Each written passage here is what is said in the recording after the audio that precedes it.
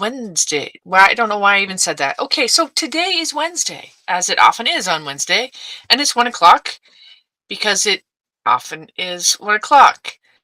Um, Today, well, I was live on Monday because it was Valentine's Day slash dissertation day, and yay, celebrating 22 years of having a PhD. Woo!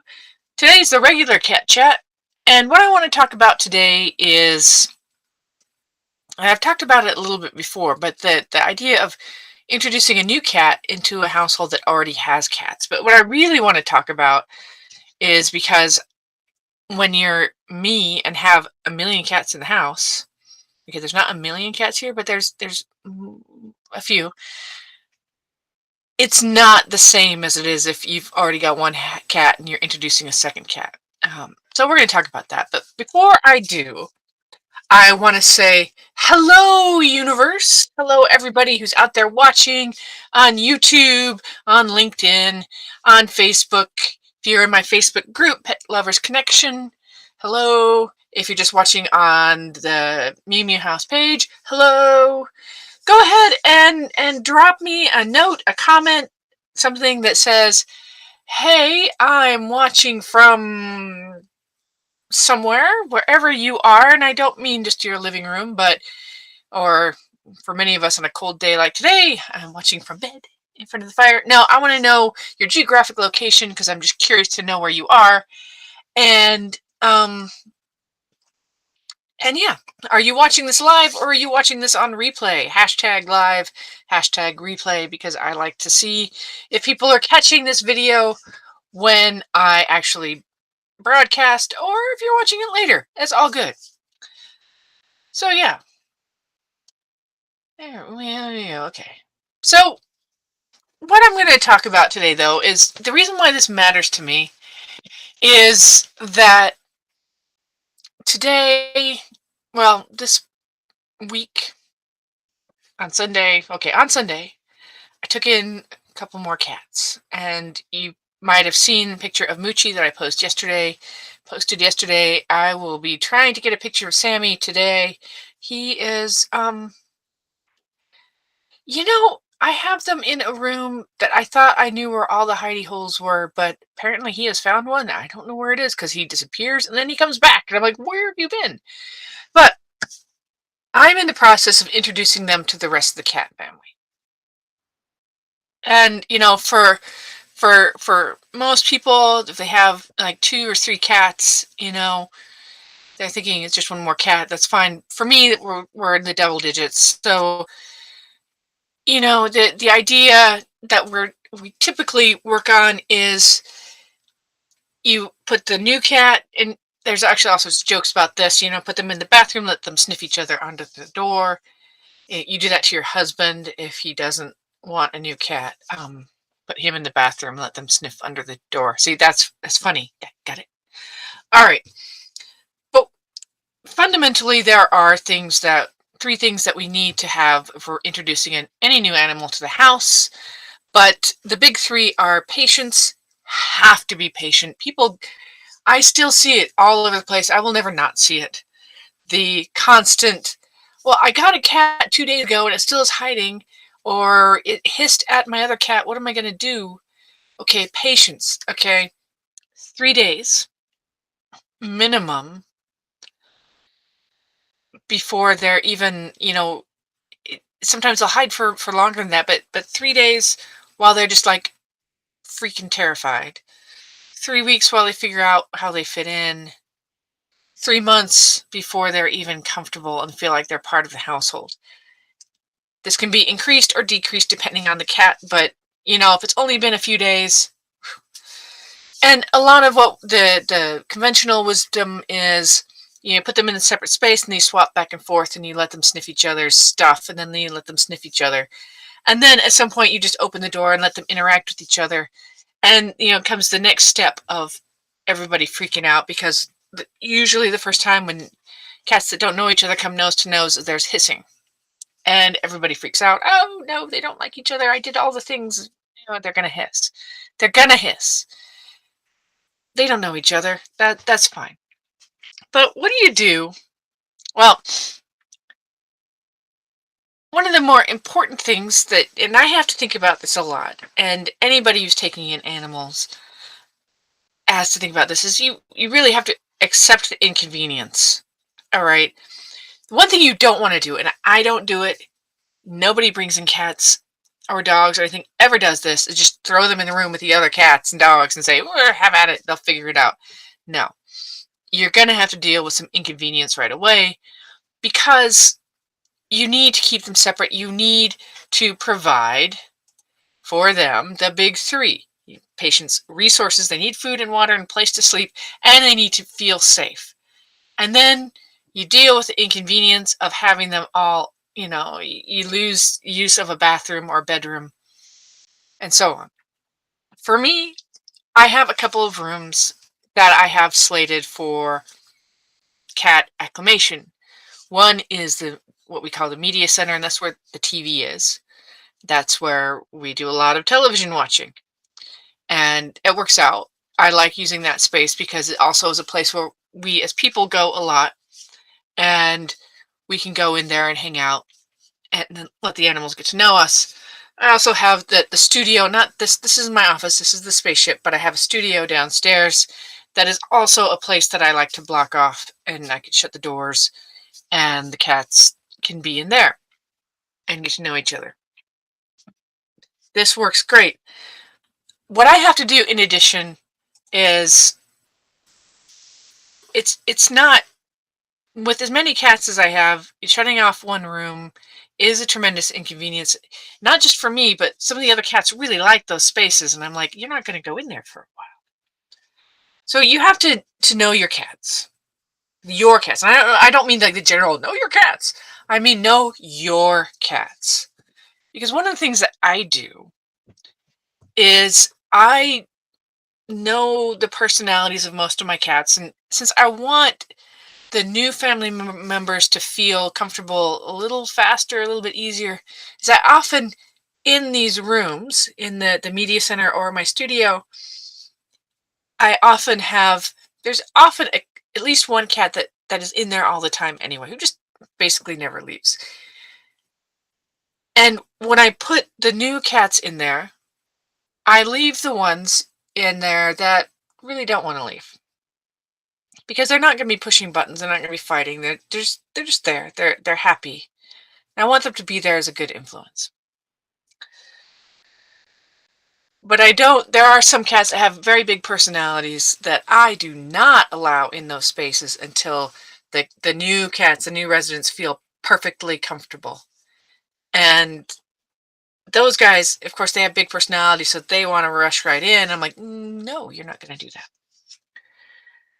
So the way the sequence works for me is I bring in new cat or cats, and if they're bonded cats, then I put them together in a crate. So they have each other already. Sometimes it's just a single cat. They're in their own crate. So this crate is their safety net. There's the litter box, a little bit of food, and a shelter they can hide in there. And while they're in the crate, I actually leave the doors open to whatever room they're in so the other cats can file in and out, and I watch. So I watch to see how the new cats and the current cats interact with each other. And I also watch to see how the new cats interact with me. My experience is that, for the most part, because I'm bringing in older cats, they're generally pretty chill. They usually have a problem with me. They don't always have a problem with other cats. Although some cats, just like people, like some cats just exude arrogance, exude, I'm just a jerk, and I'm gonna beat you up. And other cats are just like, hey, come hang out. And you watch this and you see what happens. And then it's at that point when you're like, okay, it's time to let them come out of the crate and give them the greater space so they can walk around and smell things. That's when you make the decision of, are you or are you not going to allow other cats to be in the space? So sometimes, I mean, I do try to, it generally works out that one or two cats of current residents usually stay in the rooms with the new residents, just because it's less stressful for everyone. But sometimes the new residents just aren't going to do well with that, so I boot everyone. And again, accept inconvenience. It's a pain, but we do this. But for the most part, having some current residents in the space helps because then the cats get to know each other a little bit, and then I swear, I don't know, the cats talk to each other and they're like, "Hey, what do you think of this weird person?" And then the current residents are like, "Me, whatever," and it winds up being okay. But when you do that, when you release the cat, and this applies even if you've only got, this is only your second cat. When you release them and you're going to see them come nose to nose for the first time, you got to observe. Sometimes I do this with a camera, just a closed circuit camera so I can observe. Sometimes you get to see it right in front of you. Remember when I just said at the beginning, sometimes they hiss. They're going to hiss. All right. Aggression in cats isn't hissing. Hissing is just like back off. That's what hissing is. Always mean, I hate you, I'm gonna beat you up. I got I've gotten a hissing at both Sammy and Moochie, the newest residents, have both given me a thorough hissage. And they are now they're fine. They don't hiss at me anymore, and it's only been 3 days. They were just upset and stressed out when they first come nose to nose with new cats. It's stressful. They're like, "Who the heck are you?" So there's going to be hissing, and they might even swat at each other, but that's okay. But if it looks like it's going to turn into aggression, then you do need to act quickly. And usually, for me, acting quickly is removing the current residents, tossing them out. Not literally tossing, but removing them from the room so that the new residents can move around a bit before I try introducing my current chill cats again. So you have to be ready to move in a hurry if things kind of explode when the crate opens. But it gives you a chance to observe so that you can see how how they interact. And I mean, as it is right now, I'm watching Moochie and Sammy and how they're interacting with the two cats that are in the room with them right now, Arlen and Big Red. And Arlen is a completely chill guy. He couldn't care less. Big Red doesn't care. And you would think, of the cats that I have, and Big Red is semi-feral, and you'd think that would be a problem. He's just happy to be here. Arlen, he's just happy to be here. So, I haven't heard a single hiss from either one of them. I've gotten growled at by Sammy because he's just like, "You're petting me too aggressively," and he's a little nervous still. And Moochie is still giving me like the big eyes, the "what do you want?" But, you know, it's only been a few days. I have not opened the door to allow full interaction. That's a ways yet because I don't really see them moving around in the way I want to see them moving around to make sure they're comfortable. And and I've if Arlen wants to leave, I'll let him out. I don't think Big Red cares. And he's got a hidey hole. He's got hidey holes everywhere. And sometimes Mommy, one of the other cats who's also super friendly, she sometimes wants to come in, and so I let her come in and sniff around, and then she's like, whatever, and then leaves. Nobody's in a hurry. Nobody's in a rush. We're just watching. If things go south, I take the current residents out because I know what's going on. Anyway, so to summarize, though, because I like to summarize at the end of these things, it doesn't matter how many cats you already have and how many cats you're bringing in. The big three still always matter. Patience more than anything. You just have to wait. For some cats, it may take a year. I mean, Arthur Dent, who's here, he's been with me for 2 years. 2 years. I can pet him now. All right, and he's smack in the semi-feral range. I can't just grab him up and take him to the vet. He is semi-feral, but he's happy. And I watch him and I feel safe with him with new cats because he gets on well with other cats. All right.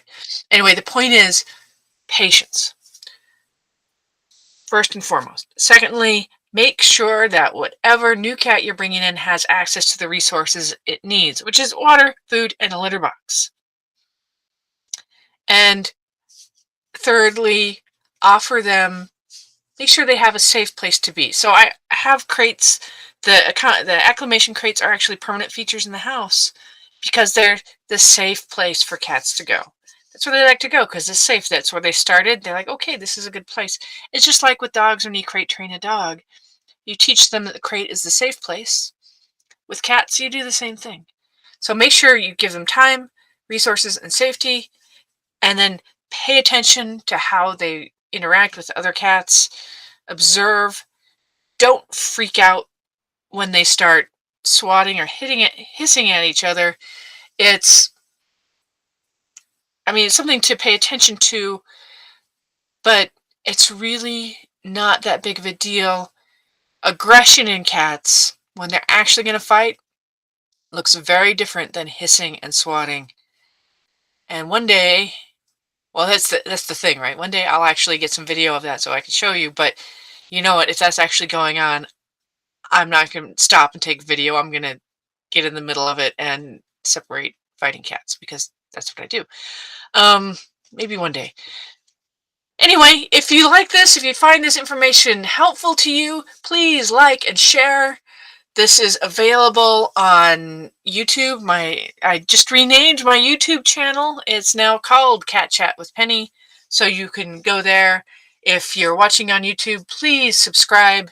If you're watching on Facebook or on LinkedIn and you like this, please go to YouTube and subscribe because having subscribers actually helps me. So please feel free to subscribe if you like what you see and share this with your friends or people who might benefit from hearing me rant about taking care of cats. And I hope you all have a wonderful and blessed Wednesday. And